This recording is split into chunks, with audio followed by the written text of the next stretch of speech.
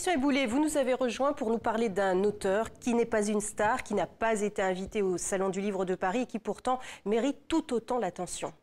Oui, Isabelle, j'ai choisi de vous parler aujourd'hui de Salem Ould Elhadj, qui est l'auteur de 2 livres absolument formidables sur Tombouctou, sa ville natale.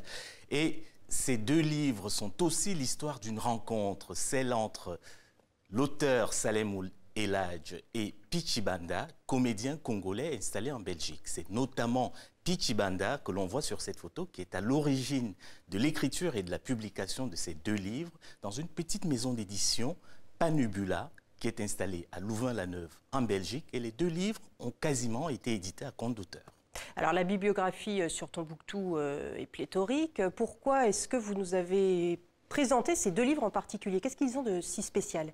Alors la plupart du temps, les livres sur Tombouctou s'intéressent surtout à la ville mythique, à son formidable patrimoine récemment mis à mal, comme on le voit sur ces images, par les djihadistes qui occupaient le nord du Mali et qui ont détruit des manuscrits, des mausolées. Mais les 2 livres de Salem Ould Elhadj s'intéressent surtout à l'histoire de la fondation de la ville, depuis les origines entre le XIe et le XIIe siècle jusqu'à nos jours. Et ces 2 volumes nous parlent du peuplement de la ville, de sa culture, de son artisanat.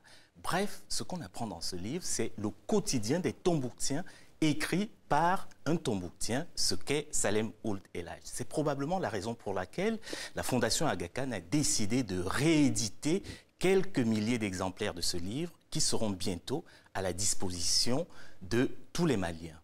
Salem Ould Elhadj incarne donc ce proverbe burkinabé qui dit qu'un vieux assis voit beaucoup plus loin qu'un jeune debout. Un proverbe qu'il faut retenir. Merci beaucoup Christian Eboulé d'avoir attiré notre attention sur ces 2 ouvrages. À la semaine prochaine.